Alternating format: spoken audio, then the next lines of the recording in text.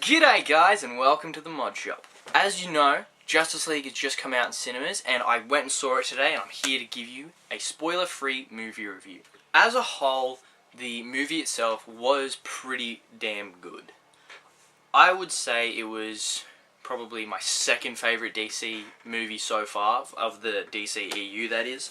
I want to add how different it was. It felt a lot different from the other movies that have come out so far. Everything else has been really dark and gritty and sort of just down in itself.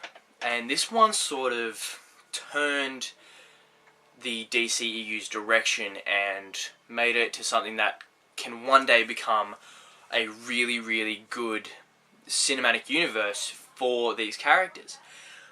So in saying that, with the characters, they introduced a lot of new aspects to the DCEU.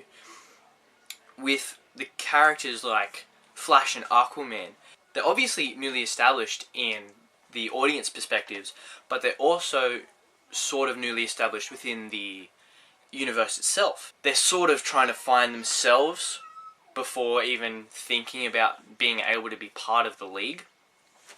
So that's something that I was really happy with, is that all of these characters, excluding Bruce and Diana, were sort of just finding themselves in the world. You know, they'd only just been doing their own thing for however long, and yet they still needed things to happen in order for them to know what kind of heroes they really were, and I found that they portrayed that really successfully using Ezra Miller and Ray Fisher and Jason Momoa.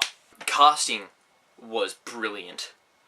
Like I said, Ezra Miller, Ray Fisher, Jason Momoa really brought a new aspect to the movie itself, and just the way they portrayed their respective characters were just, honestly, in the direction that this movie took, were flawless. Each character brought their own special thing to the group that didn't even unite them. It actually sort of separated them even more. But in saying that, the way the movie went about it is that they used their differences and, you know, each of their own experiences and history to come together and realize that they needed to protect the Earth, and I thought that was really, really awesome the way that it was set up. Let's talk about Steppenwolf.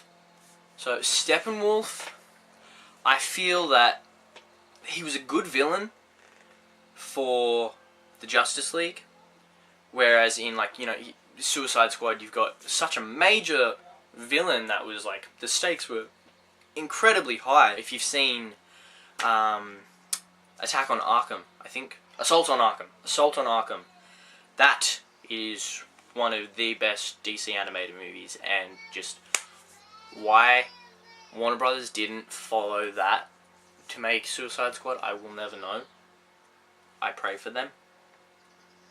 But I digress. Anyway, so with the setup of this movie, Steppenwolf came in at a really good time for the characters. You know, the movie was focused on, you know, the events of Dawn of Justice and Man of Steel before that. And when you watch this movie, you really get a feel for how humanity is reacting to all of these new beings in the universe. So Steppenwolf's introduction was actually pretty vague. And when I say that, I mean that the way he was portrayed was as if he was his own villain, but, you know, there was one brief mention of Darkseid, which I really enjoyed.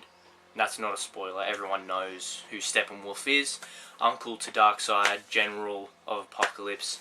So I'm not going to go any more into that, but I will say that he does set up that story arc really well because of how vague his sort of existence in that world is. There's references to Wonder Woman, to Steve Trevor. There's a lot going on, but it's portrayed in a minimalistic way. It's sort of, this is what's happening, these are who we have, and there's that bit in the trailer where Commissioner Gordon's like, how many of you are there? And Batman says, not enough. You really get that feel. And it does get pretty intense. It's pretty intense.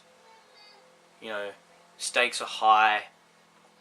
But the way that it comes about, it's sort of like the League isn't really formed until the end.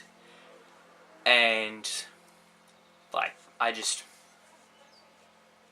was happy with it. I was very happy with it. Moving on to the storyline itself.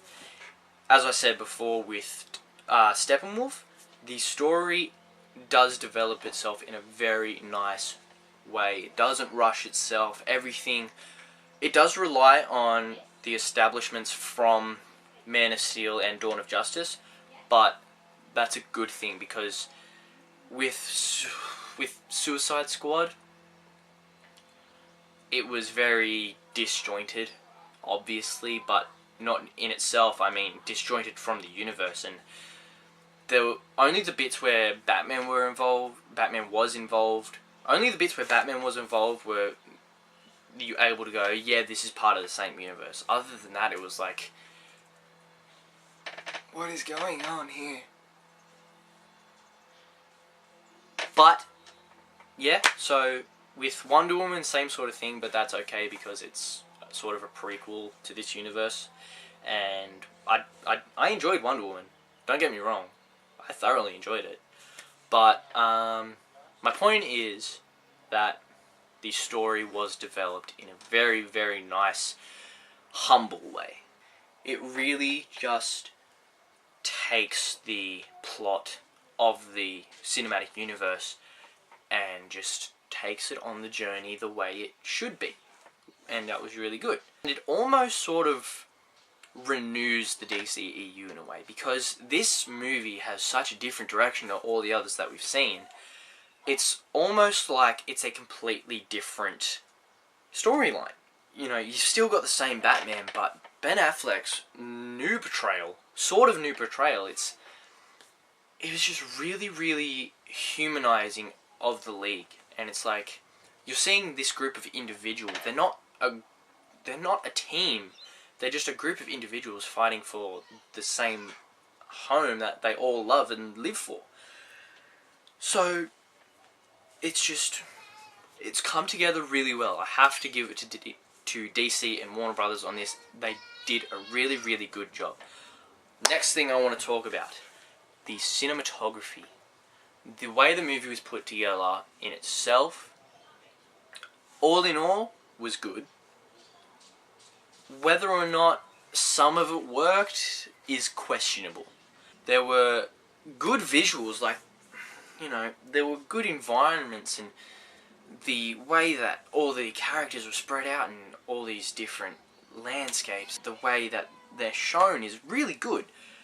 But there are some issues with the CGI, especially green screen, where it's like, honestly, was that really worth it?